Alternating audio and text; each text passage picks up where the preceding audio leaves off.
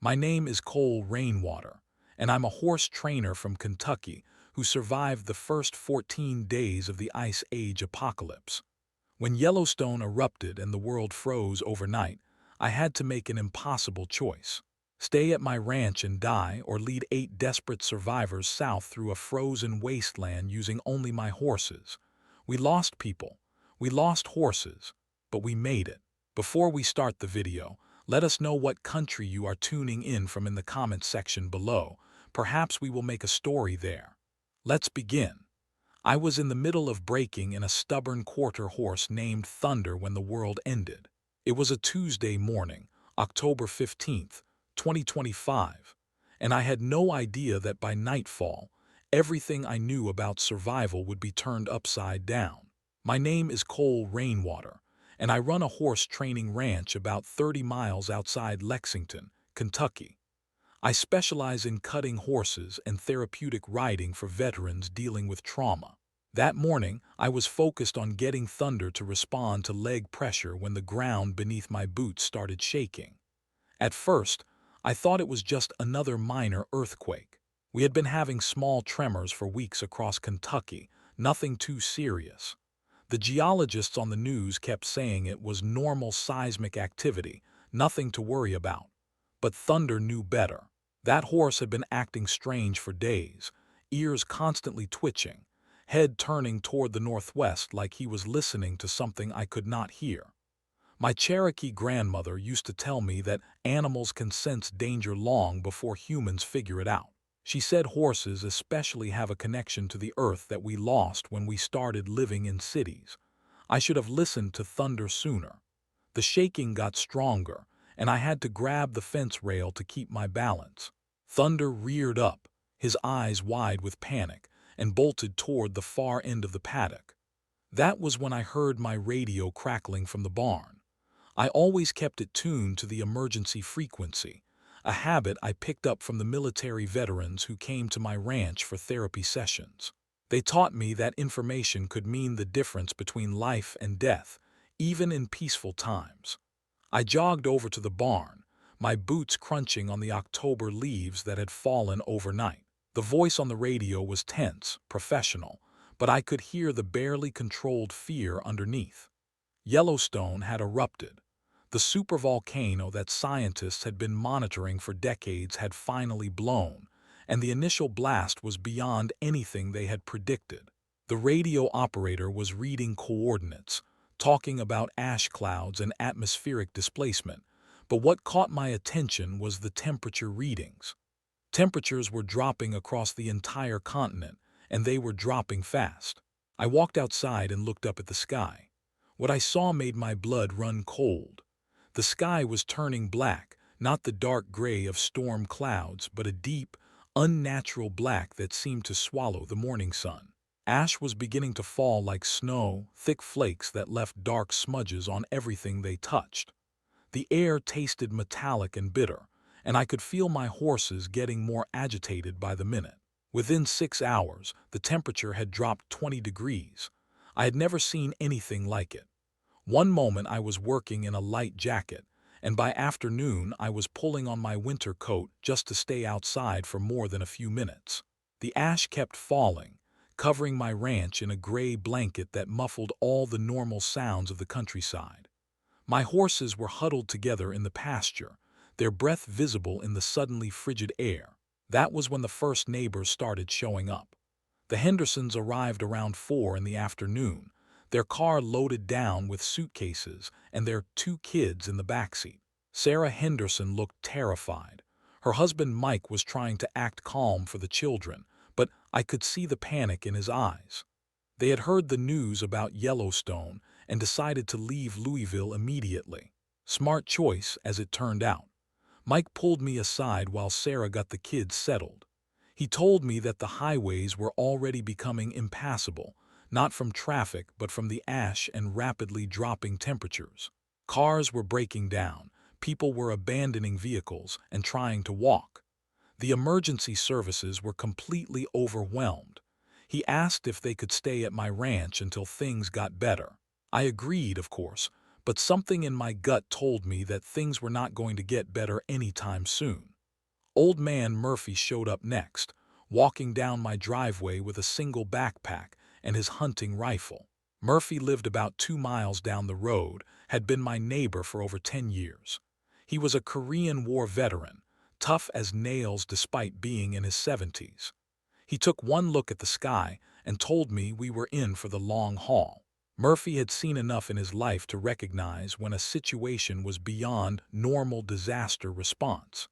He said the ash cloud was going to block out the sun for months, maybe longer, and without sunlight, the temperature was going to keep dropping until everything froze solid. By evening, I had 8 people on my ranch, including myself. The temperature had dropped another 15 degrees, and snow was starting to mix with the ash. Real snow in the middle of October in Kentucky. I had lived here my entire life and had never seen anything like it. My grandmother used to tell stories about the harsh winters her people survived before the white settlers came. Winters that lasted for years when volcanic eruptions in distant lands blocked out the sun. I always thought they were just stories, legends passed down to teach lessons about preparation and community. I was starting to realize they might have been historical accounts. The power went out on the second day, not just at my ranch, but everywhere. The radio stations that were still broadcasting said the electrical grid was failing across multiple states. The combination of ash interfering with transmission lines and the sudden increased demand for heating was more than the system could handle. I had a generator and enough fuel to run it for a few weeks, but I knew that would not be nearly enough if this crisis lasted as long as Murphy thought it would. That second night, Mrs. Henderson started showing signs of hypothermia. Despite our best efforts to keep the house warm, the temperature inside was dropping steadily. Sarah was a city woman, not used to extreme conditions, and her body was not adapting well to the sudden change.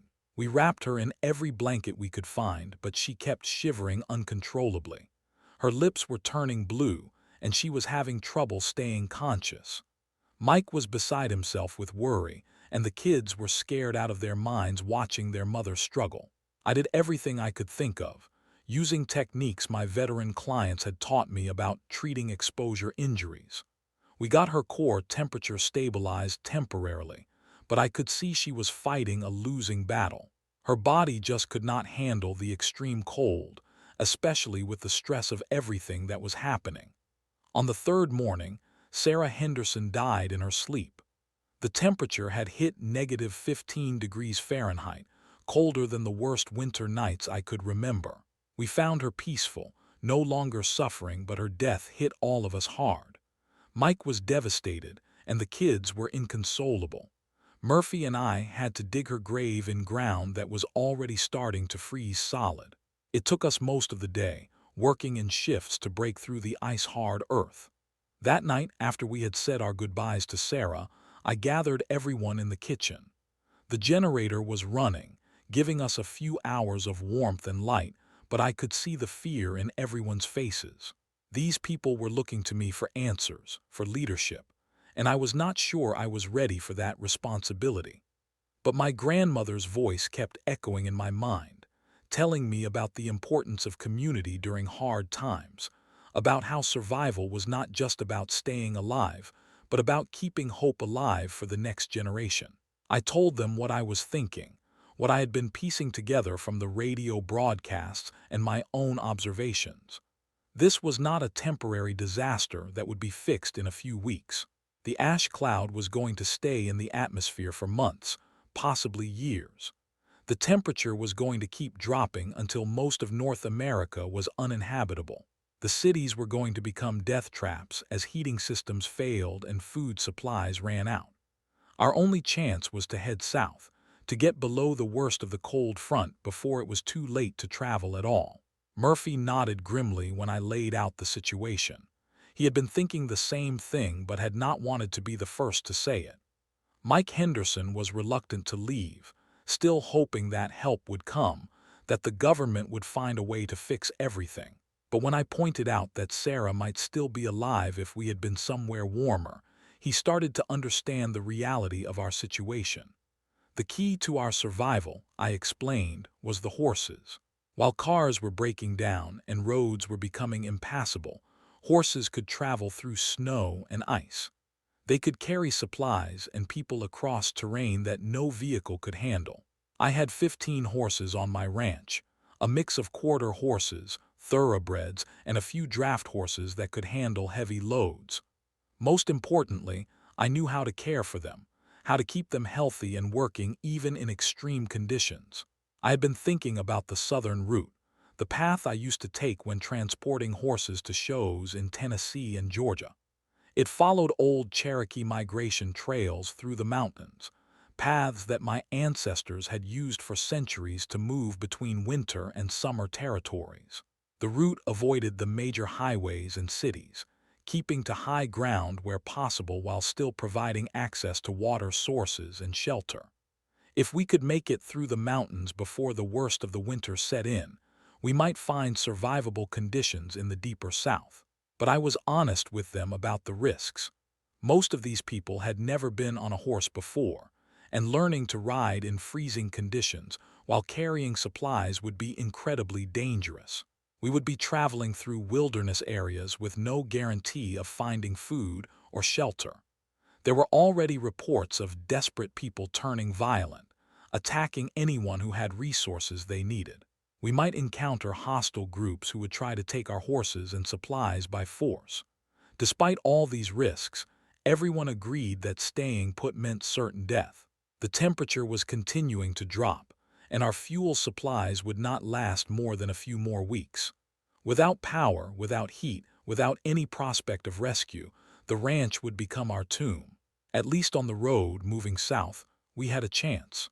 I spent that third night going through my supplies, deciding what we could take and what we would have to leave behind. The horses could carry a limited amount of weight, and every pound had to count. Food was the priority, enough to keep 8 people and 15 horses fed for at least 2 weeks on the trail. Medical supplies came next, especially anything that could treat injuries or exposure. Tools for horse care, basic camping equipment, and weapons for protection rounded out our essential items. The hardest part was deciding which horses to take and which to leave behind. Some of my horses were too old or too young for the journey ahead. Others were not trained well enough to handle the stress of carrying riders and supplies through dangerous terrain. I made the painful decision to take only 12 horses, the strongest and most reliable ones I had.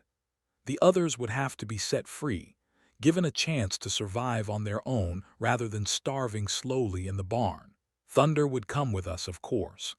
Despite his stubborn nature, he was one of my best horses, strong and intelligent with an almost supernatural ability to sense danger.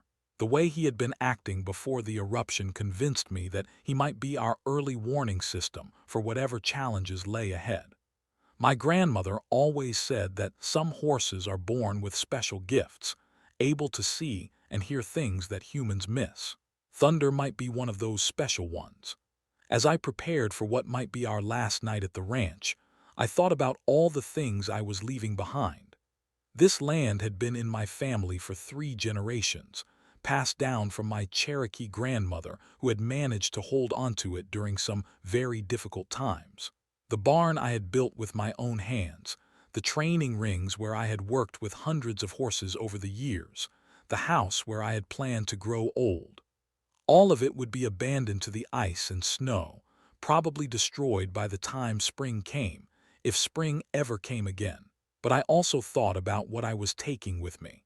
Not just the physical supplies, but the knowledge my grandmother had given me about surviving in harsh conditions, about reading the weather and the land, about the importance of community and helping others even when resources were scarce. The skills I had learned from my military veteran clients about tactics and rationing and staying calm under pressure. The deep understanding of horses that had taken me decades to develop, knowledge that might now be the key to humanity's survival in a world where modern technology had failed. The wind was picking up outside, howling around the corners of the barn and rattling the windows of the house. The temperature was still dropping, and the radio was reporting that major cities across the Midwest were losing power and communication. Chicago was completely dark. Detroit was reporting widespread building collapses from the weight of ash and ice.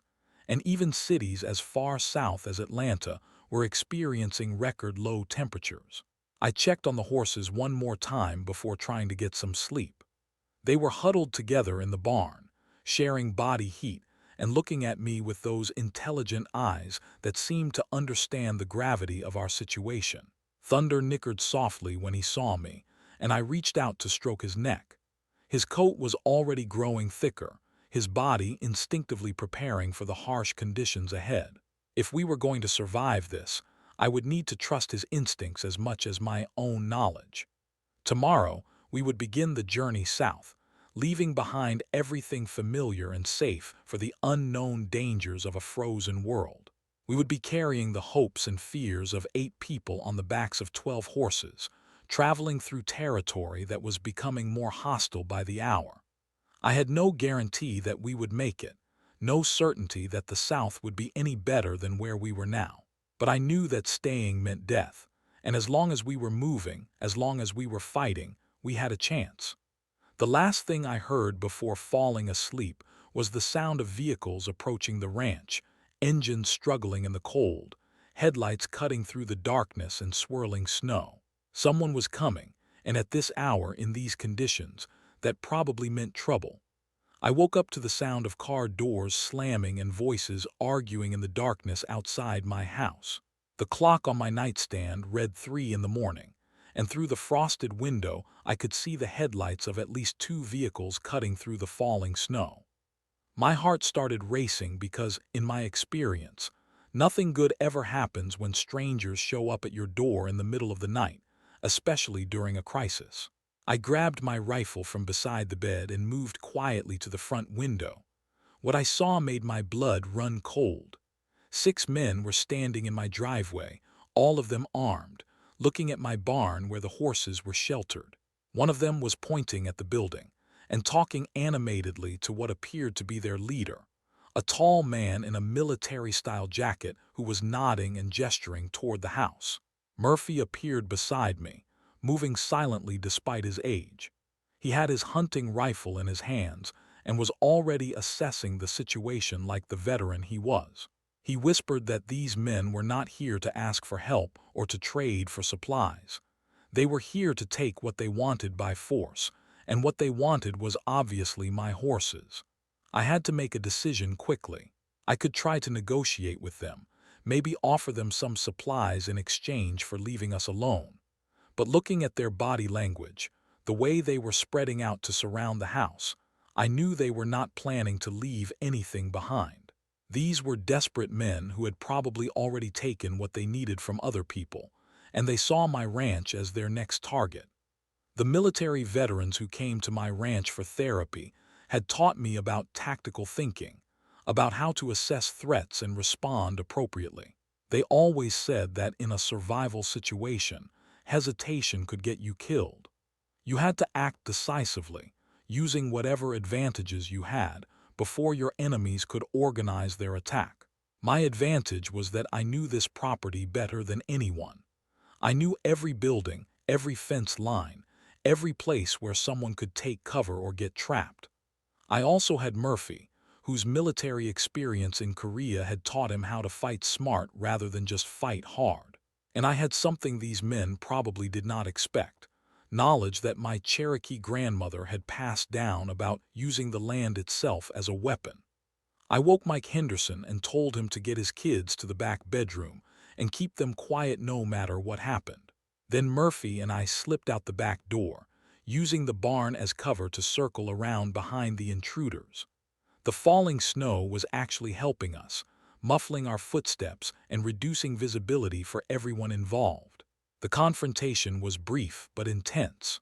When the leader of the group kicked in my front door and found the house apparently empty, Murphy and I were already in position behind them.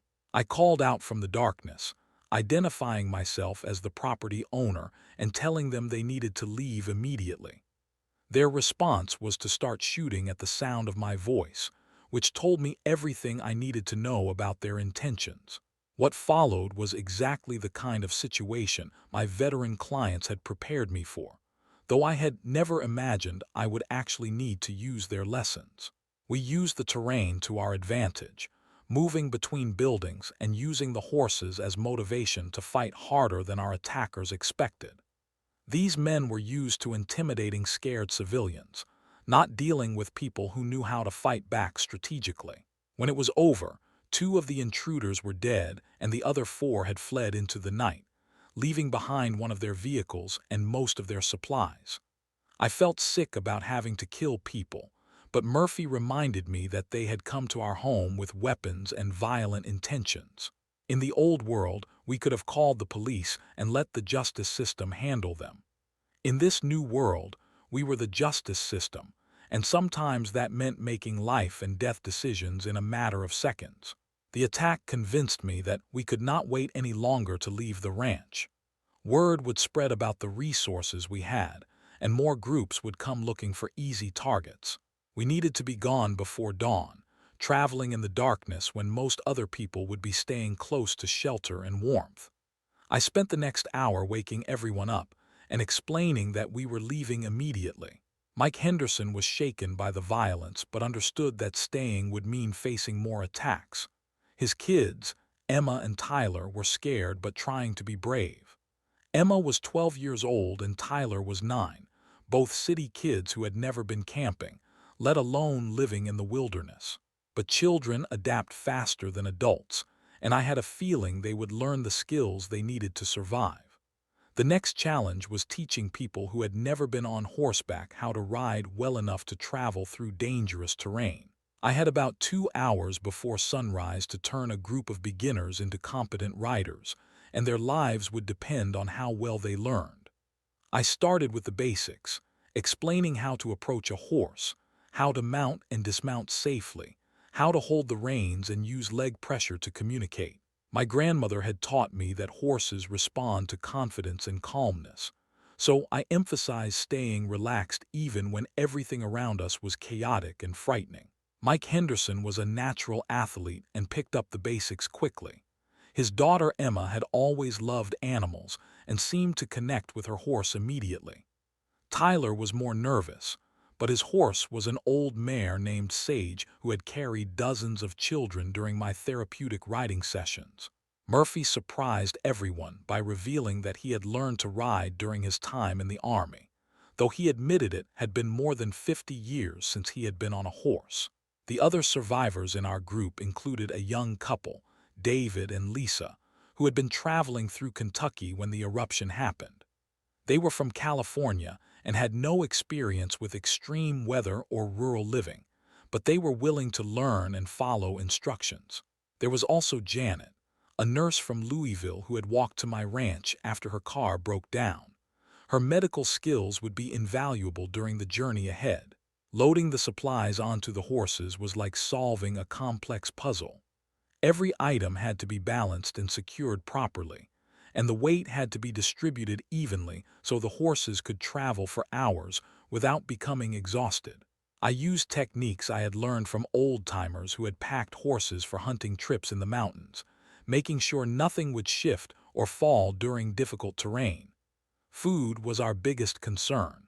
I had enough grain and hay to keep the horses fed for about 2 weeks, but that assumed we could find water sources along the way and possibly supplement their diet with whatever grass or forage we could find under the snow.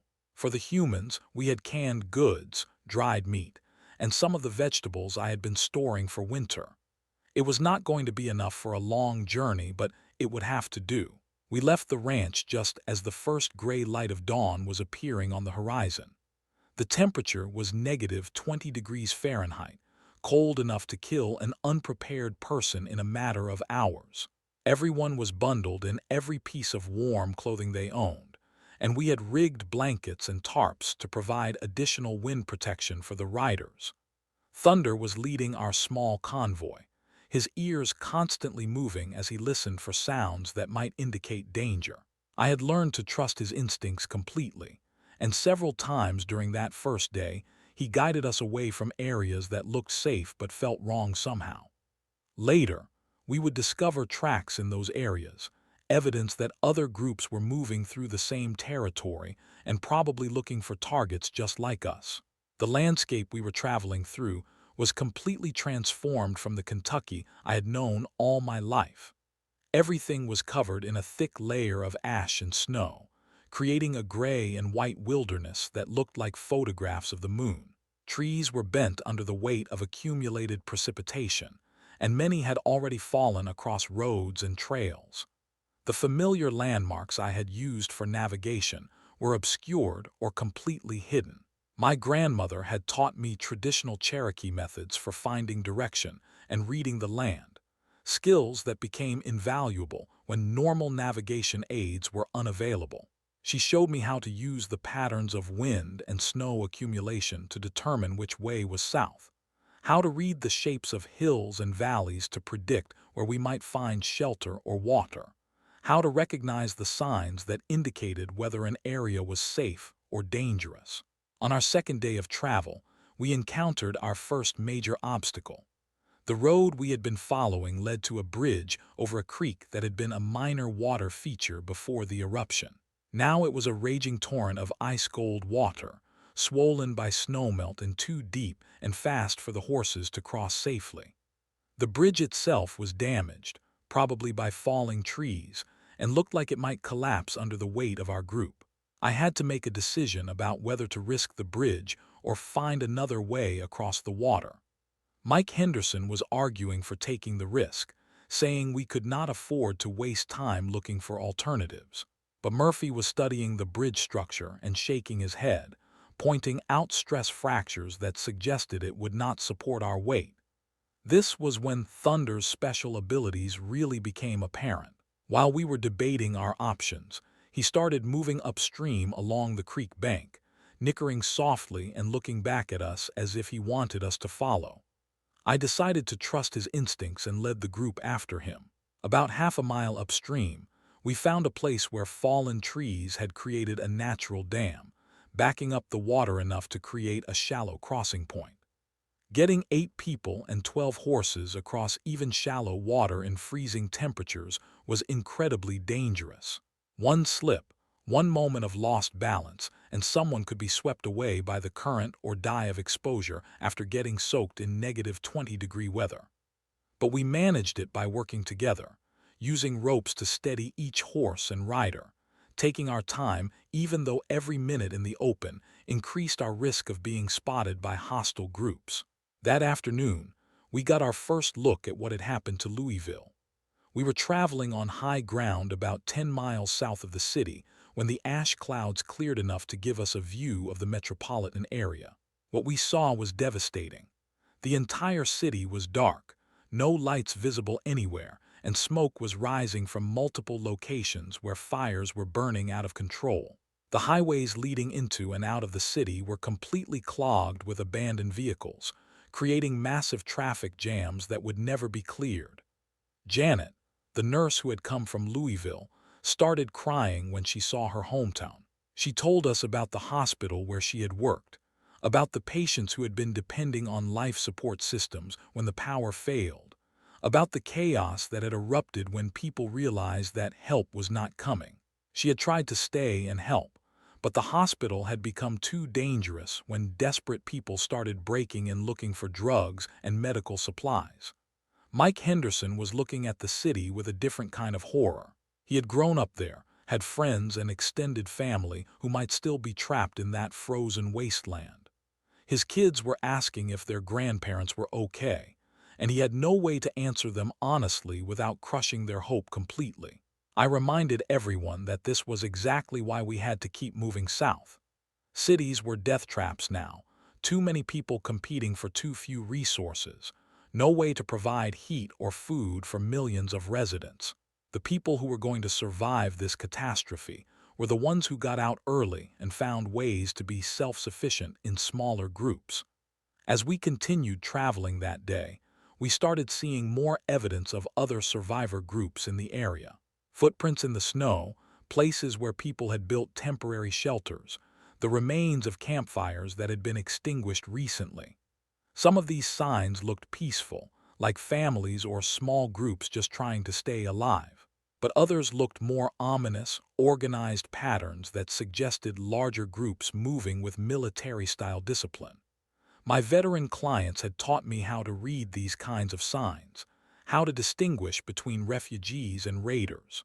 The refugees left scattered tracks, signs of children and elderly people, evidence of people carrying personal belongings and sentimental items. The raiders left disciplined tracks, evidence of weapons and tactical movement, signs that they were traveling light and fast because they planned to take what they needed from other people. We were definitely in raider territory, and that meant we needed to be extra careful about when and where we stopped to rest.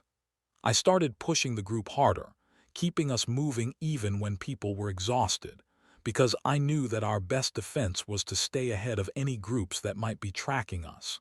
On our third day, we encountered our first other survivors face to face.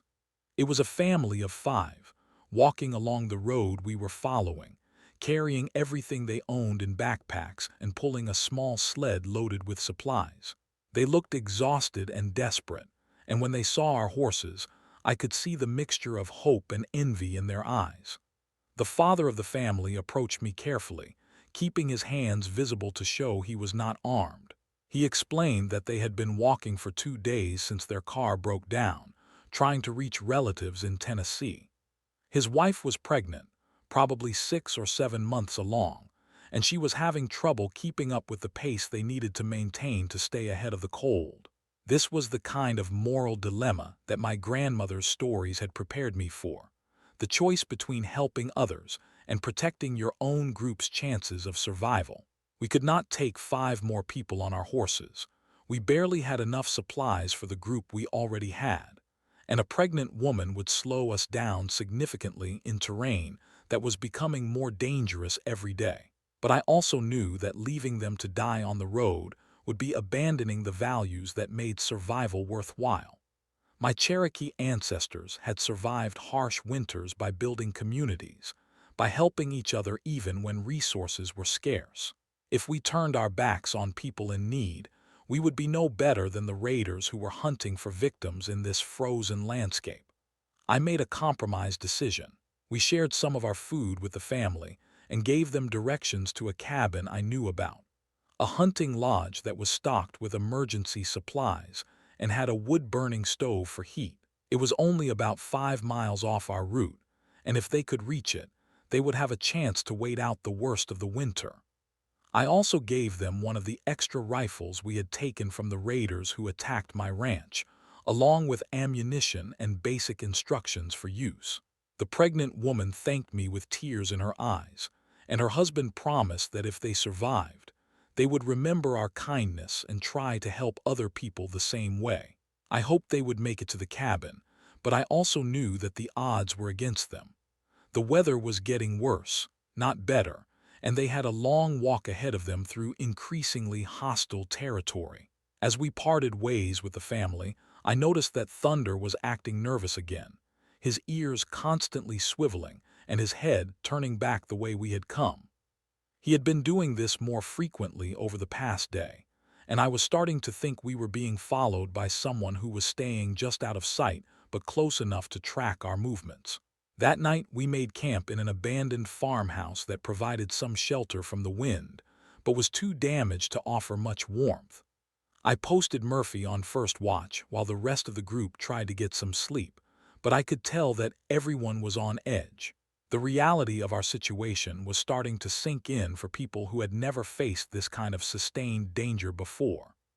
David and Lisa, the young couple from California, were struggling the most with the physical demands of the journey. They were not used to extreme cold, and Lisa was showing early signs of frostbite on her fingers despite our efforts to keep everyone properly protected. Janet was doing her best to provide medical care with limited supplies, but she was worried about infection and the long-term effects of prolonged exposure. Emma and Tyler Henderson were adapting better than the adults, the way children often do in crisis situations. They were learning to ride more confidently each day, and Tyler had developed a special bond with his horse that reminded me of my own connection with thunder. Emma was helping with camp duties and asking intelligent questions about survival techniques, showing the kind of curiosity that would serve her well in the challenges ahead.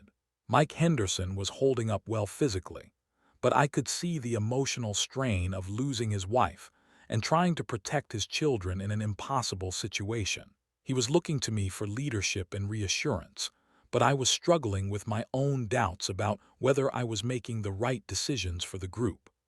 As I lay in my sleeping bag that night, listening to the wind howling around the damaged farmhouse, I thought about the route ahead of us. We were making decent progress toward the Tennessee border, but the weather reports on the radio were predicting another major storm system moving in from the west. If we got caught in the open during a blizzard, our chances of survival would drop dramatically. I was also thinking about the signs of other groups in the area, the disciplined tracks that suggested organized raiders rather than desperate refugees. My instincts and Thunder's behavior were telling me that we were being watched, possibly by people who were waiting for the right moment to attack. In the morning, we would need to make some hard decisions about our route and our security measures. The radio was still broadcasting intermittently, though the signals were getting weaker as more stations went off the air. The news was uniformly bad. The ash cloud was continuing to spread and thicken. Temperatures were dropping even in traditionally warm climates, and governments around the world were struggling to maintain basic services. There was talk of mass evacuations from northern cities, but no clear information about where people were supposed to go or how they were supposed to get there. What worried me most was the growing reports of social breakdown and violence. When people get cold and hungry enough, when they watch their families suffering and see no hope of rescue, they will do things they never thought themselves capable of. The thin veneer of civilization that keeps most people behaving decently was breaking down under the pressure of this crisis, and we were going to encounter more dangerous situations before we reached safety. Just before dawn, Murphy woke me up and pointed toward the tree line beyond the farmhouse. There were lights moving through the woods, flashlights or lanterns carried by people who were trying to stay hidden while they observed our position. We were definitely being tracked, and whoever was following us had decided to get close enough to assess our defenses and plan their attack. I gathered the group quietly and explained that we needed to leave immediately, before full daylight made us easy targets. The Ohio River was still ahead of us, and I knew of a crossing point that might give us some advantage if we were being pursued. But getting there would require pushing both the horses and the people harder than we had so far, and I was not sure everyone in our group was physically capable of that kind of effort. Thunder was already saddled and ready to go, his behavior making it clear that he sensed the approaching danger. As we prepared to leave the farmhouse, I could see our pursuers getting bolder, moving closer to our position. The race was about to begin, and our lives would depend on reaching the river before they could organize an attack that would overwhelm our defenses. We left that farmhouse in the gray pre-dawn light, moving as quietly as 12 horses and 8 people could manage through the snow-covered landscape. The lights Murphy had spotted in the tree line were getting closer, and I could tell from Thunder's increasingly agitated behavior that we had maybe 30 minutes before whoever was tracking us made their move. The Ohio River was still 5 miles ahead, and those 5 miles were going to determine whether we lived or died. I pushed our group harder that morning than I had since we left the ranch. Mike Henderson's kids were struggling to keep up, and Lisa was showing more signs of frostbite, but we could not afford to slow down. Behind us, I could occasionally catch glimpses of movement through the trees, shadows that disappeared when I looked directly at them. Our pursuers were staying parallel to our route, probably looking for the best place to set up an ambush. The terrain we were crossing had been farmland before the eruption, but now it looked like an alien landscape. The ash and snow had created strange formations, drifts that could hide a person or conceal dangerous obstacles. My grandmother had taught me to read the subtle signs that indicated safe passage versus hidden threats, knowledge that was keeping us alive as we navigated through this transformed world. Thunder was doing something I had never seen before, constantly testing the air with his nostrils and changing direction slightly to avoid areas that looked safe but apparently smelled wrong to him.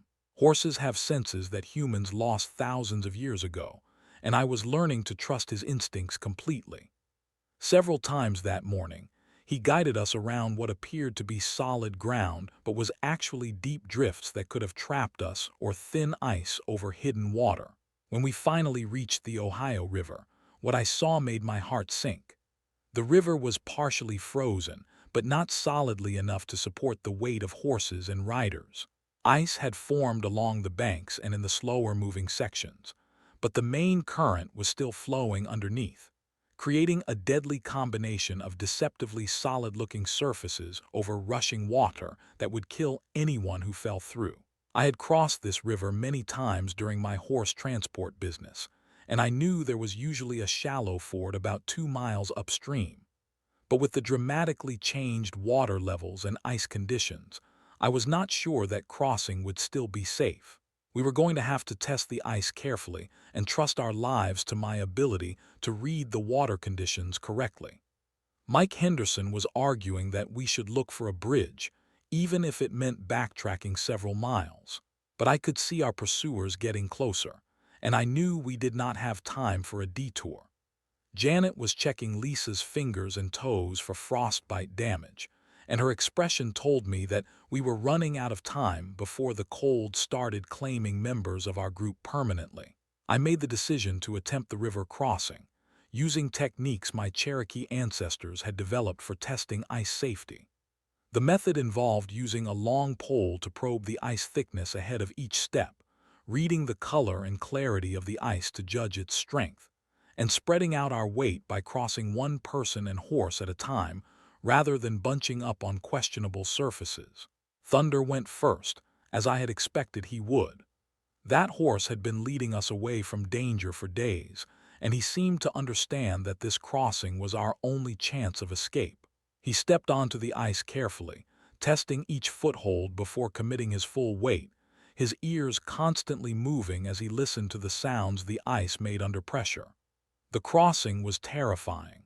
The ice groaned and cracked with every step, and twice Thunder had to backtrack when his probing revealed thin spots that would not support his weight. Behind us, I could see our pursuers emerging from the tree line, at least 8 men with rifles who were spreading out to cover both banks of the river. They were close enough now that I could see they were well armed and moving with military precision, definitely not desperate refugees looking for help.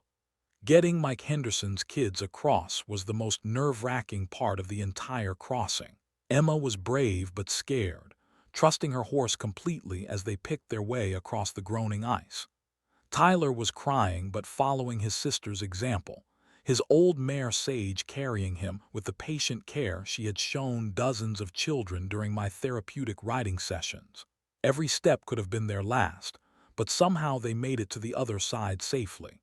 Murphy crossed next, his military experience showing in the calm way he handled the dangerous situation.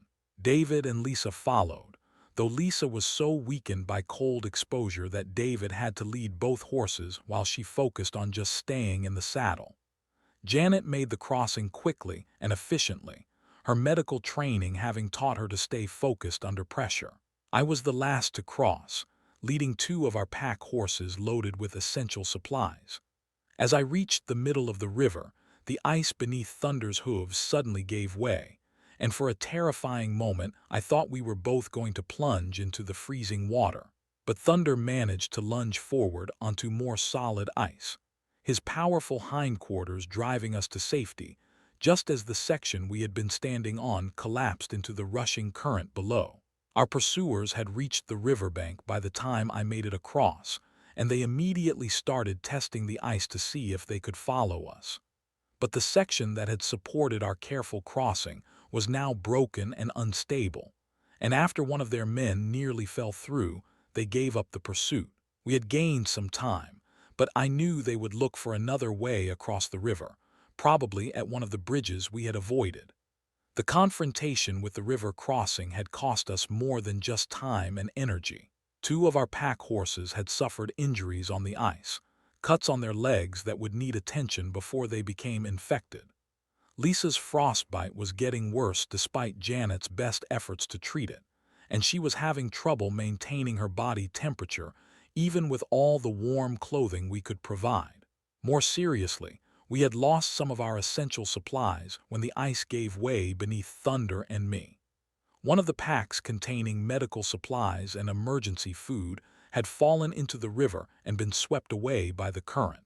Our already tight rationing would have to become even more strict if we were going to make it to safety, before starvation became a bigger threat than the cold. That afternoon, we encountered the blizzard that the radio had been predicting. The storm came in fast and hard, with winds that made it impossible to see more than a few feet in any direction, and snow that cut like knives when it hit exposed skin. We had to find shelter immediately, or the weather would finish what our human pursuers had started. Thunder led us to an abandoned barn that I would never have found on my own in the whiteout conditions. The building was partially collapsed, but it still provided enough shelter to protect us and the horses from the worst of the wind and snow. We got everyone inside just as the storm reached its full intensity, and for the next 3 days we were trapped there while the blizzard raged outside. Those 3 days in the barn were some of the hardest of the entire journey. We were running low on food for both the horses and the people, and the cold was so intense that we had to huddle together for body heat just to prevent hypothermia.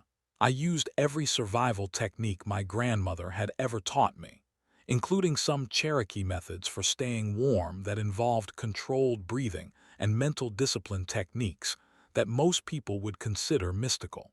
The horses were suffering too, despite our efforts to provide them with shelter and the remaining feed. Two of the older animals were showing signs of exhaustion and malnutrition that worried me deeply. Horses are incredibly tough animals, but they need a lot of calories to maintain their body heat in extreme cold, and we simply did not have enough feed to keep them all in good condition. On the second day of the blizzard, we discovered we were not alone in the barn. A family had been living there since before the eruption, an elderly man and woman with their adult daughter who had nowhere else to go when their home became uninhabitable. They had been surviving on stored food and firewood, but their supplies were almost exhausted and they were close to starvation. The family, whose name was Jenkins, had been watching us since we arrived but had been too frightened to reveal themselves. They thought we might be raiders who would take their remaining supplies and leave them to die.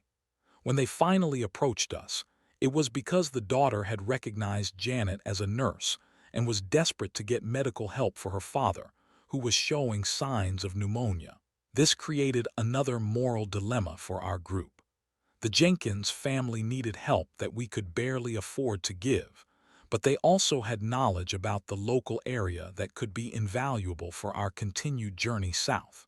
The old man, despite his illness, had lived in this region his entire life and knew every road, trail, and shortcut between here and the Tennessee border. Janet did what she could for the sick man using our dwindling medical supplies, while I talked with his daughter about the route ahead. She confirmed what I had suspected, that the main highways were completely impassable due to abandoned vehicles and desperate people who would attack anyone with resources. But she also told me about old logging roads and hunting trails that could get us through the mountains while avoiding the most dangerous areas.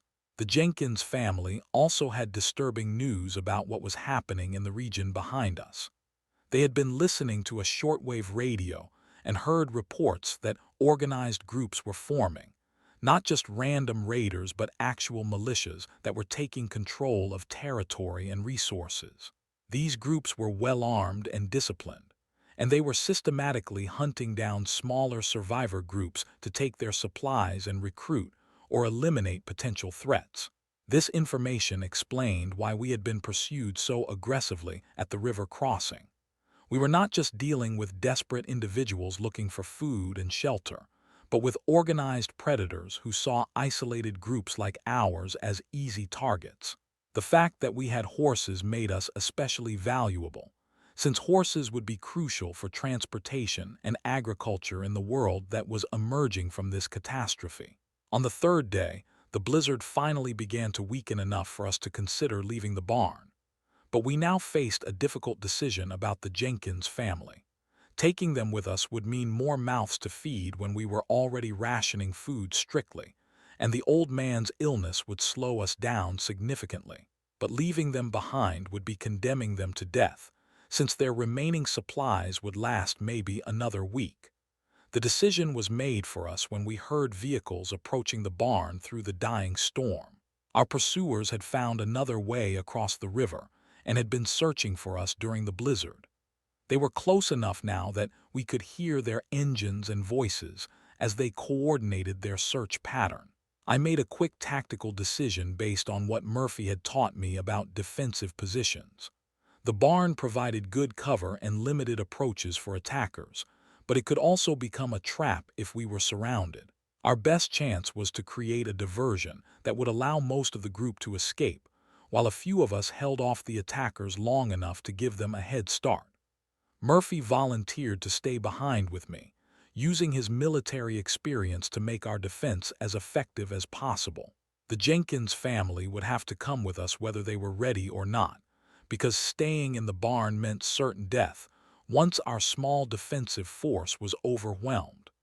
We had maybe 10 minutes to organize an escape route and get everyone moving before the attack began.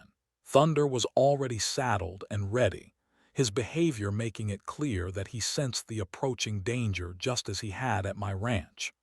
I had learned to trust his instincts completely, and right now those instincts were screaming that we needed to move immediately.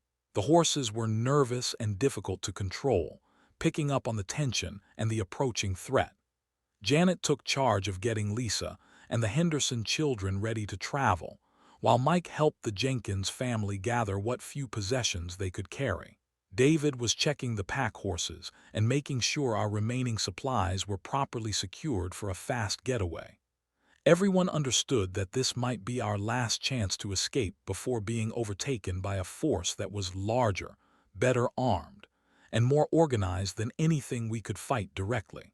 As I prepared to leave the barn, I thought about how much we had already lost and how much further we still had to go. We had started this journey with 15 horses and relatively comfortable supplies. Now we were down to 10 horses, several of them injured or exhausted, with barely enough food to last another week. 3 of our original group members had died, and we had picked up 3 more people who would make our survival even more challenging. But we were still alive, still moving south toward the possibility of survivable conditions. Every day we stayed ahead of our pursuers. Every mile we put between ourselves and the frozen wasteland behind us increased our chances of making it through this catastrophe. The Cherokee survival wisdom my grandmother had passed down was proving its worth, and the horse training skills I had developed over decades were literally keeping us alive. The attack began just as we were leading the horses out the back of the barn. I could hear shouting and the sound of boots crunching through snow as our pursuers surrounded the building. Murphy and I had positioned ourselves to cover the escape route, using the tactical principles his military experience had taught him about fighting a delaying action against superior numbers. The firefight was brief but intense. Our attackers had expected to find a group of helpless refugees hiding in the barn, not a prepared defense that could fight back effectively. Murphy's accuracy with his hunting rifle and my knowledge of the terrain around the barn gave us enough advantage to hold them off while the rest of our group got away on horseback. But the cost of that escape was higher than I had expected. We lost 2 more horses in the confusion of the fighting, and Murphy took a bullet in his shoulder that Janet would have to treat with our almost non-existent medical supplies. Most seriously, the delay had allowed our pursuers to call in reinforcements, and we could hear more vehicles approaching from multiple directions as we fled through the forest. The pursuit that followed was a running battle through terrain that was becoming more mountainous and dangerous with every mile. Our horses were exhausted from days of hard travel and inadequate food, but they kept going because they had no choice. Thunder was still leading the way, finding paths through the snow and ice that I would never have seen on my own, his supernatural ability to sense safe passage keeping us ahead of our enemies. As night fell on what had been the most dangerous day of our journey so far, we finally seemed to be pulling ahead of our pursuers. The mountain terrain was working in our favor, since horses could navigate steep and rocky ground that vehicles could not handle. But I knew this was only a temporary advantage, and our enemies would be looking for ways to get ahead of us and set up another ambush. We were now in the foothills of the Appalachian Mountains, getting close to the Tennessee border but still facing the most dangerous part of our journey. The higher elevation meant even colder temperatures and more severe weather, but it also meant we were approaching the traditional Cherokee routes my ancestors had used to travel between their summer and winter territories. Somewhere ahead of us, if my grandmother's stories were accurate, lay the mountain passes that could take us to the warmer valleys of the South. But between here and there was terrain that would test every survival skill we had learned, whether that could kill us even without human enemies, and the constant threat of the organized groups that were hunting us. Thunder's condition was becoming a serious concern. The horse that had saved our lives repeatedly was showing signs of exhaustion and malnutrition that I could no longer ignore. His breathing was labored, his gait was becoming unsteady, and I could see that he was pushing himself beyond his physical limits to keep leading us to safety. The thought of losing him was almost unbearable, not just because of what he meant to me personally, but because his guidance had become essential to our survival. As we made camp that night in a cave that provided some shelter from the wind, I realized that we were approaching a crisis point that would determine whether any of us would live to see the warmer valleys ahead. That night in the cave, I made the hardest decision of my life. Thunder was dying, and I was the only one who could see it clearly. His breathing had become shallow and irregular, his legs were trembling with exhaustion, and despite my best efforts to find him adequate forage, he was losing weight every day. The horse that had saved us repeatedly was now suffering because of his loyalty to our group, and I had to decide whether to let him die slowly or make a choice that would break my heart but might save his life. Murphy was in bad shape too, though Janet was doing everything she could with our limited medical supplies to treat his gunshot wound. The bullet had gone clean through his shoulder, missing major arteries but leaving him weak from blood loss and unable to use his right arm effectively. He was running a fever that suggested infection was setting in, and we had no antibiotics left to fight it. The Jenkins family was struggling with the pace we had to maintain to stay ahead of our pursuers. The old man's pneumonia was getting worse despite Janet's care, and his daughter was exhausted from trying to support him during the long days of travel. Their presence was slowing us down, but they had already proven their value by guiding us through back roads and mountain trails that kept us away from the main highways, where organized militia groups were operating. Lisa's frostbite had progressed to the point where Janet was worried about gangrene. Two of her fingers were turning black, and she was in constant pain despite our efforts to keep her extremities warm and dry. David was becoming increasingly desperate about his girlfriend's condition, and I could see him starting to panic as he realized that modern medical care was simply not available in this new world we were living in. Mike Henderson was holding up better than anyone had a right to expect, but the stress of keeping his children alive in impossible conditions was wearing him down. Emma and Tyler were being incredibly brave, but they were still just kids, and the psychological trauma of watching their mother die and then living through weeks of constant danger was beginning to show. Emma had stopped talking except when absolutely necessary, and Tyler was having nightmares that kept the whole group awake. Our food supplies were critically low, enough for maybe 3 more days if we continued the strict rationing that was already leaving everyone weak and hungry. The horses were in even worse condition, surviving on tree bark and whatever dried grass they could find under the snow. Two of them were showing signs of colic, a potentially fatal digestive condition that horses develop when they eat poor quality food for extended periods. But the most immediate threat was still the organized groups that were hunting us. During our second day in the mountains, we encountered evidence that we were not the only survivors trying to reach the south. We found the remains of another group that had been traveling the same route, their bodies scattered around a burned campsite that told a story of organized violence rather than random desperation. The attackers had taken everything of value and left the bodies as a warning to other travelers. Among the dead were 3 children, and seeing them made everyone in our group understand that we were not dealing with people who had any moral limits about who they would kill to take what they needed. This was organized predation on a scale that went beyond individual survival and into the realm of systematic evil. Murphy studied the attack site with his military experience and concluded that we were being hunted by at least 20 people, possibly more, operating with vehicles and heavy weapons. They were not just following us randomly, but were using coordinated tactics to drive survivor groups into predetermined kill zones where they could be eliminated efficiently. Our escape from the barn had been lucky, but luck would not be enough if they cornered us again. The mountain terrain was becoming more treacherous as we climbed higher toward the passes that would take us into Tennessee. The trails my grandmother had told me about were still there, but they were obscured by snow and ice that made every step dangerous for both horses and riders. Several times we had to dismount and lead the horses through sections that were too steep or icy for mounted travel. On our third day in the mountains, we encountered another survivor group that was traveling in the opposite direction. They were a family of 6 who had been trying to reach the south just like us, but they had been turned back by conditions ahead that they described as impossible.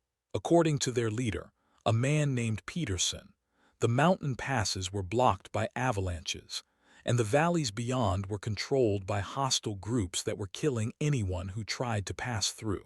Peterson's group had lost 2 people to the cold and 1 to an attack by raiders in the previous week. They were now trying to find a place to wait out the winter, though they admitted they had no real hope of surviving until spring. Their information about conditions ahead was discouraging, but I noticed that they had been traveling on the main trails rather than the traditional Cherokee routes that might still be passable. The encounter with Peterson's group created another moral dilemma for us. They desperately needed help, but joining our groups together would create a target too large to hide and too many people to feed with our remaining supplies. Peterson was asking us to share our food and take his people with us, but I could see that agreeing would probably doom both groups to starvation before we reached safety. I made the difficult decision to share some information about alternative routes while keeping our food supplies for our own group's survival. It felt heartless, but my first responsibility was to the people who had been depending on me since we left Kentucky. Peterson understood, though I could see the disappointment and fear in his eyes as his group continued north toward an uncertain fate. That afternoon, thunder collapsed while we were climbing a particularly steep section of trail. One moment he was picking his way carefully up the rocky slope, and the next he was on his side in the snow, his breathing labored and his eyes glazed with exhaustion.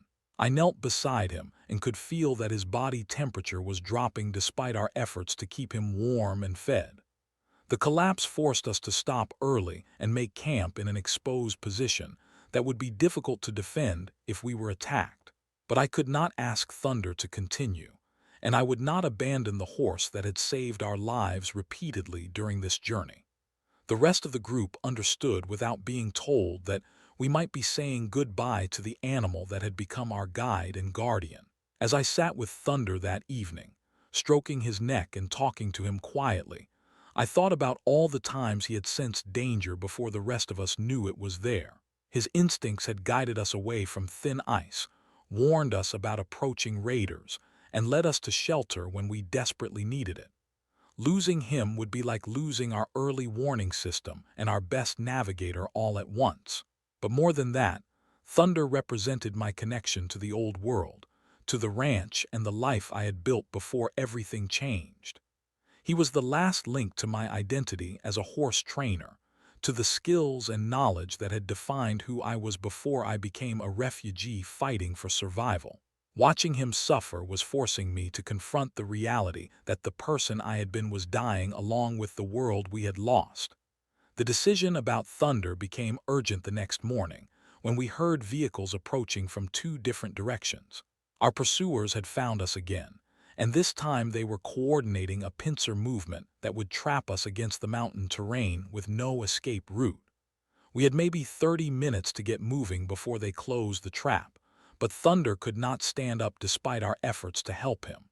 Mike Henderson was arguing that we had to leave Thunder behind and save ourselves, that one horse was not worth risking 8 human lives. David was agreeing, saying that his girlfriend Lisa needed to get to medical care as soon as possible, and we could not afford any delays. Even Murphy, weak as he was from his infected wound, was urging me to make the practical choice and abandon the horse that could no longer travel. But Janet surprised everyone by speaking up for Thunder. She pointed out that he had saved our lives multiple times and deserved better than being left to die alone in the snow.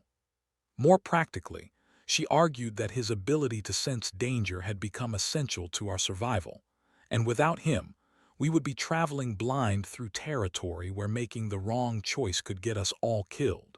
The Jenkins family remained silent during this debate, understanding that their own presence was already stretching our resources, and they had no standing to influence a decision about our survival strategy.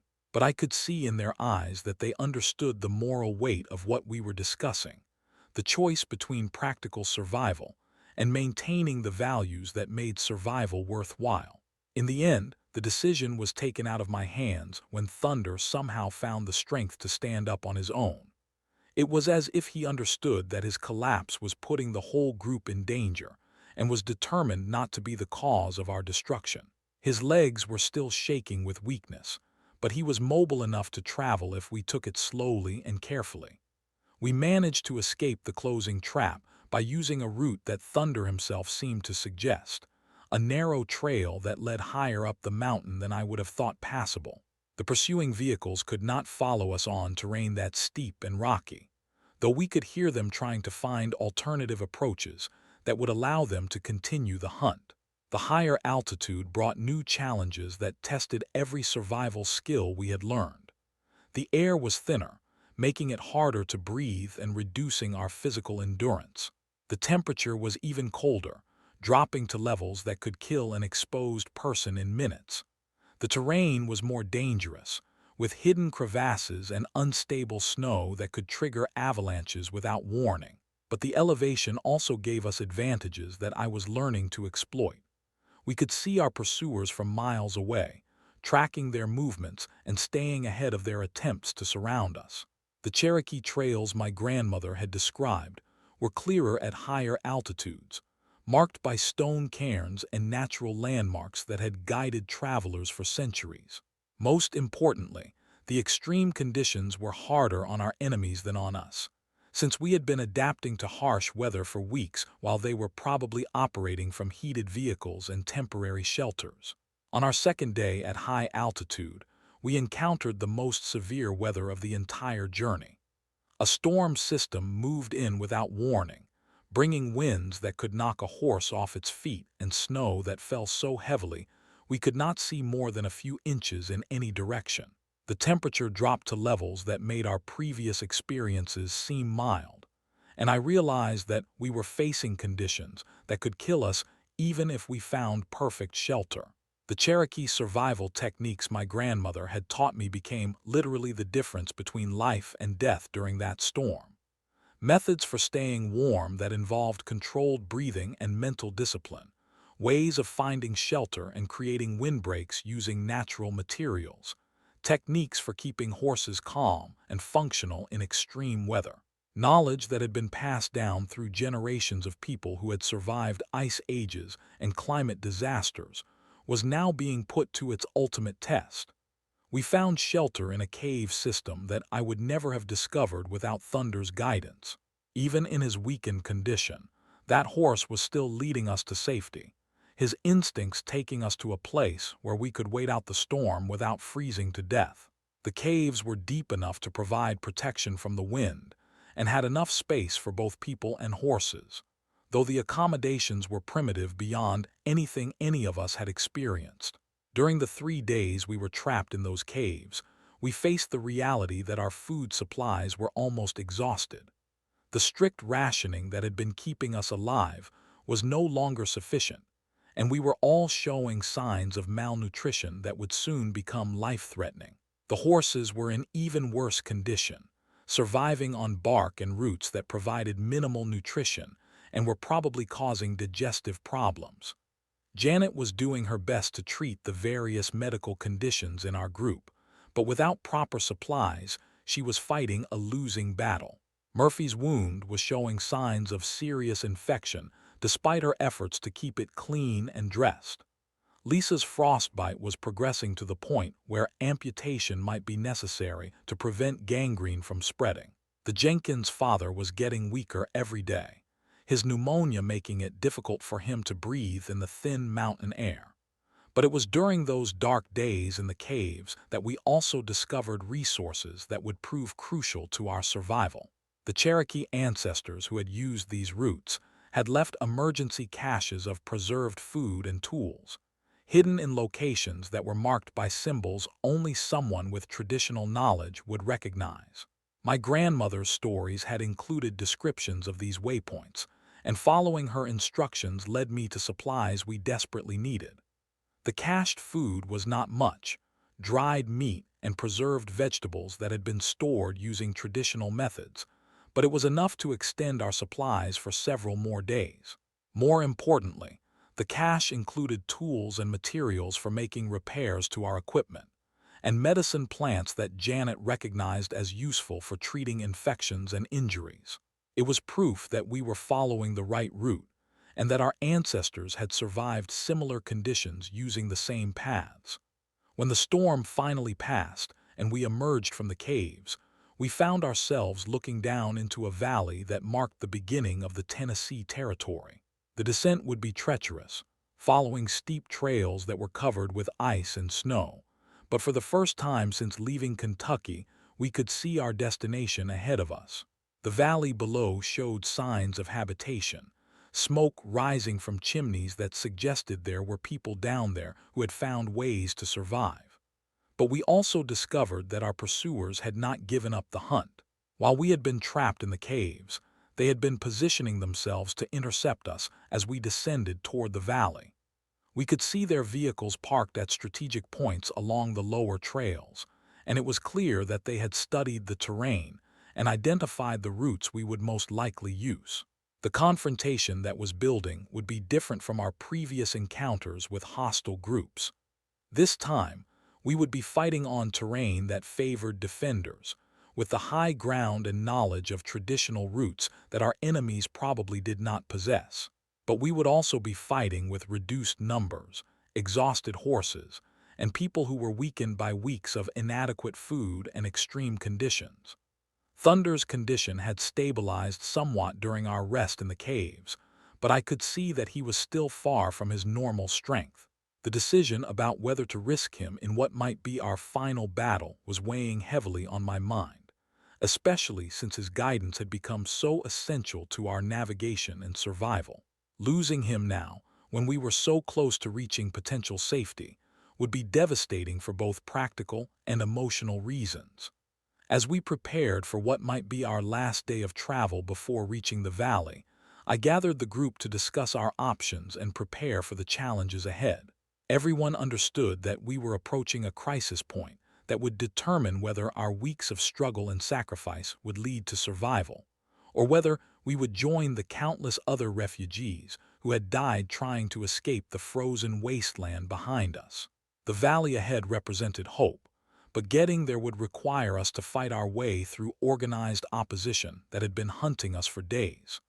We would need to use every survival skill we had learned, every tactical advantage we could create, and every bit of courage we could summon to complete the journey we had started when we left my ranch in Kentucky what seemed like a lifetime ago. The descent into the Tennessee Valley would either save our lives or end them, and everything depended on choices I would have to make in the next few hours. Looking down from our position in the caves, I could see at least 4 vehicles positioned to intercept us along the main trails, with armed figures moving between strategic positions. Our pursuers had used the storm to set up what appeared to be an inescapable trap, but they had made one crucial mistake. They were thinking like modern people, focused on roads and obvious routes, while I was thinking like my Cherokee ancestors who had traveled these mountains for centuries. Thunder was standing beside me as I studied the terrain below, and despite his weakness, he was alert and focused in a way that told me he understood the importance of what was coming. His ears were constantly moving, picking up sounds and information that my human senses could not detect. Several times during our planning, he nudged me toward routes that looked impossible but felt right somehow, as if he was trying to communicate knowledge that went beyond normal horse instincts. The group was gathered around me in the cave, waiting for me to make the decisions that would determine whether they would live to see another day. Mike Henderson was holding his children close, trying to project confidence while his eyes showed the fear of a father who knew he might not be able to protect them much longer. Emma and Tyler were being braver than any 12 and 9-year-old should have to be, but I could see the exhaustion and trauma in their young faces. Janet was checking Murphy's wound for what might be the last time with our remaining medical supplies. The infection had spread despite her best efforts, and Murphy was running a fever that was sapping his remaining strength. But that old Korean War veteran was still alert and ready to fight, his military experience telling him that this would be our final battle one way or another. He caught my eye and nodded grimly, understanding that we were past the point where retreat was an option. Lisa's condition had deteriorated to the point where David was having to support her just to keep her upright. 2 of her fingers were definitely going to need amputation if we ever reached proper medical care. But gangrene was setting in, and Janet was worried about systemic infection.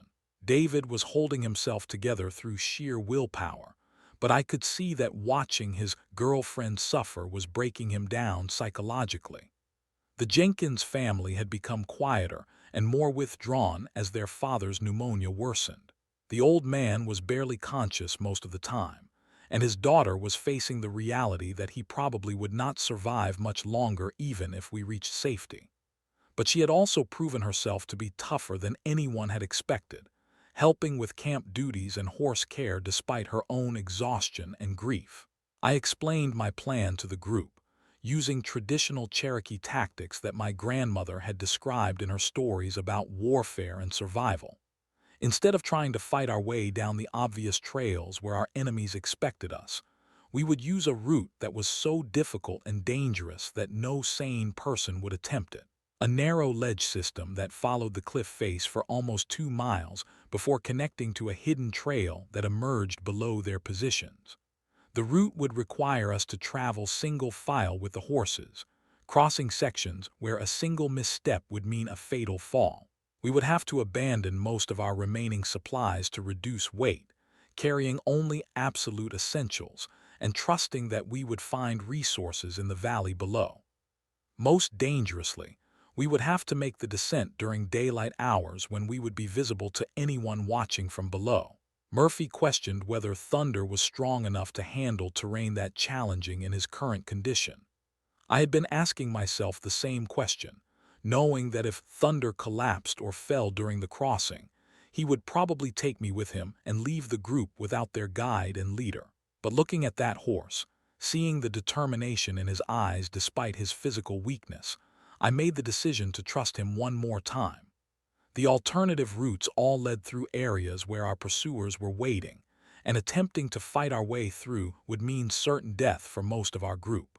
The cliff route was dangerous beyond measure, but it was also unexpected enough that we might be able to reach the valley before our enemies realized what we were attempting. I divided our remaining supplies among the strongest horses, abandoning everything that was not essential for immediate survival. We kept basic medical supplies, the last of our food, essential tools for horse care, and weapons for defense. Everything else, including personal belongings that people had carried from their former lives, had to be left behind in the cave. The emotional cost of this final abandonment was harder on some people than others. Mike Henderson had been carrying a small photo album with pictures of his deceased wife Sarah, and watching him decide to leave it behind was heartbreaking. Emma and Tyler had to abandon toys and books that represented their last connection to childhood and normalcy. David had to leave behind camping equipment that he thought might be useful for Lisa's care. As we prepared to begin the descent, I took a moment to speak with each person individually, making sure they understood the risks and were mentally prepared for what we were attempting. This was not just about physical courage, but about the kind of mental toughness that lets people function when they are terrified and exhausted beyond their normal limits. I told Mike Henderson that his children were depending on him to stay calm and focused, that their survival would depend on his ability to lead them through the most dangerous terrain any of them had ever attempted. I reminded Janet that her medical skills might be the difference between life and death if anyone was injured during the crossing, and that she needed to be prepared to make difficult decisions about treatment priorities. Murphy and I had a longer conversation about tactics and contingencies. If we were spotted during the descent and came under fire, he would provide covering shots while the rest of the group continued toward safety. If anyone fell or was injured, the group would keep moving rather than risk everyone's lives in a rescue attempt. These were hard decisions, but they were based on military principles that had kept soldiers alive in impossible situations. The descent began just after sunrise, when the light was good enough to see the handholds and footing, but early enough that our enemies might not be watching as carefully. Thunder led the way, picking his route carefully across terrain that would have challenged a mountain goat. His weakness was obvious in the way he had to rest after each difficult section, but his determination was keeping him moving when a lesser horse would have given up. The first hour of the descent was the most technically difficult, crossing sections of cliff face, where we had to dismount and lead the horses across ledges that were barely wide enough for their hooves. The Cherokee ancestors who had marked this route centuries ago had been dealing with different conditions, and some sections that might have been passable in normal weather were now covered with ice that made every step potentially fatal. Emma Henderson surprised everyone by adapting to the extreme terrain better than most of the adults.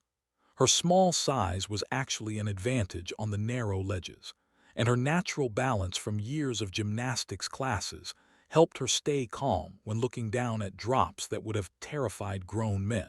Tyler was more nervous but followed his sister's example, trusting his horse completely and focusing on the next handhold rather than the deadly exposure below. Halfway through the descent, we encountered the section that would determine whether my plan was brilliant or suicidal. A gap in the ledge system that was too wide to jump across, with only a fallen tree trunk providing a bridge across a chasm that dropped several hundred feet to jagged rocks below. The tree was slick with ice and barely wide enough for a horse to cross, but it was our only way forward. Thunder approached the makeshift bridge and tested it carefully with one hoof, judging its stability and load-bearing capacity the way only an experienced mountain horse could. After what seemed like an eternity of evaluation, he committed to the crossing, moving across the icy trunk with deliberate steps that showed he understood exactly how dangerous the situation was. Getting the rest of the horses across that bridge was the most terrifying part of the entire journey. Each animal had to be led across individually, while the rest of us held our breath, knowing that a single slip would mean death not just for the horse but potentially for the person leading it. The Jenkins father was too weak to make the crossing on his own, so his daughter had to support him while leading both their horses, a feat of courage and determination that left everyone in awe. It was during Lisa's crossing that we heard the first shouts from below, indicating that our pursuers had finally spotted us on the cliff face. Within minutes, rifle shots were echoing off the rock walls as they tried to pick us off from their positions on the valley floor. The range was extreme, and the angle was difficult, but bullets were striking the cliff near our position with enough frequency to make the situation desperate. Murphy positioned himself to return fire while the rest of us continued the descent, using his hunting rifle to make our enemies keep their heads down and reduce the accuracy of their shooting. But I could see that his infected wound was affecting his ability to aim precisely, and he was running low on ammunition after weeks of carrying limited supplies. The final section of the descent was a steep trail that switched back down through loose rock and snow, terrain that was dangerous enough under normal conditions but potentially suicidal while under fire from below. Thunder was stumbling with exhaustion by this point, but he continued to lead us toward the valley floor where I could see buildings and people that might represent safety, or might be hostile territory controlled by our enemies. We were within a few hundred yards of the bottom when Thunder finally collapsed. This time it was not just exhaustion but a complete physical breakdown, his legs giving out and his breathing becoming so labored that I knew he was dying. The horse that had saved our lives repeatedly was sacrificing his own life to get us within reach of safety, using his last strength to guide us to the valley floor. The decision I had been dreading throughout the entire journey was now unavoidable. Thunder could not continue, and staying with him would mean that everyone else would be trapped on the mountainside under enemy fire until we were all killed. I had to choose between the horse that meant everything to me and the people who were depending on me for leadership and survival. I knelt beside Thunder and looked into his eyes one last time, seeing intelligence and understanding that went beyond normal animal awareness. He knew what I had to do, and his expression seemed to be telling me to go, to save the others and not waste the sacrifice he was making for our group. It was the hardest goodbye I have ever had to make, leaving behind the companion who had guided us through impossible challenges and saved our lives more times than I could count. The final sprint to the valley floor was a desperate race against time and enemy fire.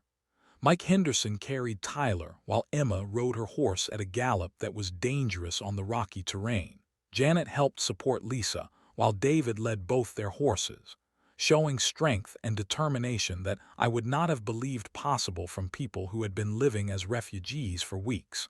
Murphy provided covering fire until his ammunition was exhausted, then followed us down the slope using terrain features for cover. The Jenkins family stayed together, supporting the dying father who was using his last energy to reach safety for his daughter. Everyone understood that this was our final push, that we would either reach sanctuary in the next few minutes or die trying. The valley floor turned out to be occupied by a community of survivors who had been organizing resistance against the raider groups that were terrorizing the region. They had been watching our descent and had positioned themselves to provide covering fire once we reached their territory. The sound of organized defensive shooting from multiple positions told our pursuers that we were no longer isolated refugees, but had reached people who could fight back effectively. The community we had reached was exactly what I had been hoping for, a group of survivors who had combined traditional knowledge with practical skills to create a sustainable settlement. They had horses for transportation and agriculture, gardens protected by crude greenhouses, workshops for making tools and weapons, and most importantly, a social structure based on cooperation rather than predation. Their leader was a woman named Sarah Two Bears, whose Cherokee ancestry was obvious in her knowledge of traditional survival methods and her understanding of the route we had used to reach the valley. She explained that they had been expecting refugees from the north and had prepared resources to help people who made it through the mountains. Our arrival was proof that the traditional routes were still passable for people with the right knowledge and determination. The medical care that Janet and Dr. Peterson, the community's physician, were able to provide probably saved Lisa's life. They successfully amputated her damaged fingers and treated the infection before it could spread, giving her a chance to recover fully from her frostbite injuries. Murphy's infected wound responded to antibiotics that the community had been saving for emergency cases, and within days he was showing signs of recovery. The Jenkins family was reunited with relatives who had been part of the valley community since before the eruption, giving them the support system they needed to deal with the father's terminal illness. His daughter found purpose in helping other refugees who arrived after us, using the knowledge she had gained during our journey to assist people who were facing the same challenges we had overcome. Mike Henderson and his children were assigned housing and given roles in the community that utilized their skills, while helping them heal from the trauma of losing Sarah and surviving the journey south. Emma's natural leadership abilities and Tyler's gentle way with animals made them valuable contributors despite their young age, and I could see them beginning to recover the childhood that had been stolen by the catastrophe. David took charge of expanding the community's greenhouse systems, using engineering knowledge from his previous career to design growing facilities that could feed more people even in the harsh conditions that continued outside the valley. Lisa recovered fully from her injuries and became one of the community's teachers, working with children who had been traumatized by the collapse of the modern world. Over the following months, our community grew to nearly 200 people as more refugees found their way south, using the routes and methods we had pioneered. The horses became the foundation of our transportation and agricultural systems, providing the mobility and farming power that allowed us to become self-sufficient even as the broader world continued to struggle with the ongoing climate crisis. I took on the role of training new arrivals in horsemanship and traditional survival skills, passing on the knowledge that my grandmother had given me and the lessons we had learned during our journey. Every person who learned to work with horses and understand traditional Cherokee methods became better equipped to survive in the world that was emerging from the catastrophe. The organized raider groups that had been terrorizing the region eventually moved on to easier targets as our community became too well defended and organized to attack successfully. We established trade relationships with other survivor settlements, creating networks of mutual support that provided security and resources that no individual group could maintain alone. But the most important thing we accomplished was proving that survival was possible not just as individuals, but as communities built on cooperation and traditional wisdom. The knowledge that my Cherokee ancestors had preserved for centuries became the foundation for rebuilding civilization in a form that could sustain itself even under the extreme conditions that continued long after the initial eruption. The valley where we settled eventually became known as New Cherokee, a name that honored both the traditional knowledge that made our survival possible and the diverse group of people who had come together to build something better than what had been lost. We were not just surviving, but creating a model for how humanity could adapt to a changed world while maintaining the values that made survival worthwhile. As I tell this story now, 3 years after we first left my ranch in Kentucky, I can see the results of everything we sacrificed and fought for during those 14 days. The community we built has become home to nearly 500 people, with sustainable agriculture, renewable energy systems, schools that teach both traditional and modern knowledge, and a social structure based on mutual aid rather than competition. The horses that made our journey possible have multiplied into a herd of over 50 animals that provide transportation, farming power, and companionship for people who are still learning to live without the conveniences of the modern world. Every foal that is born represents hope for the future and proof that life continues even after catastrophic change. The children who survived that journey with us have grown into young leaders who combine the resilience they learned during the crisis with optimism about what they can build in the future. Emma Henderson is now 15 and already showing the kind of practical wisdom and leadership ability that will be essential as our community continues to grow and evolve. We still face challenges that test our resolve and our unity. The climate remains harsh, though not as extreme as those first terrible months after the eruption.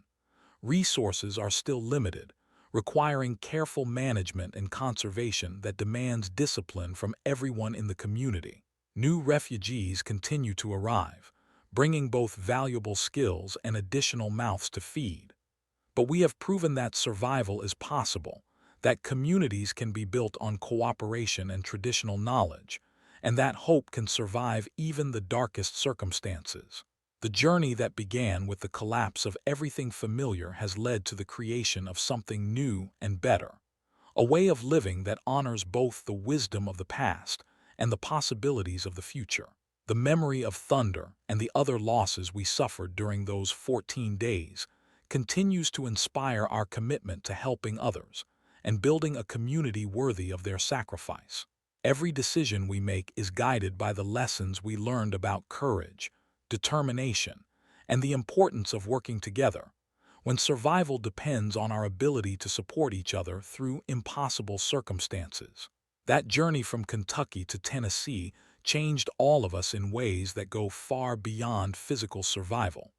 We learned that we were capable of more courage, more endurance, and more compassion than we had ever imagined. We discovered that the knowledge our ancestors preserved was not just historical curiosity, but practical wisdom that could save lives when modern systems failed. Most importantly, we proved that the end of one world can be the beginning of another, better world, if people are willing to work together and build on the foundation of traditional wisdom while adapting to new realities. The apocalypse that destroyed so much also created opportunities to build communities based on values that had been lost in the complexity of modern life.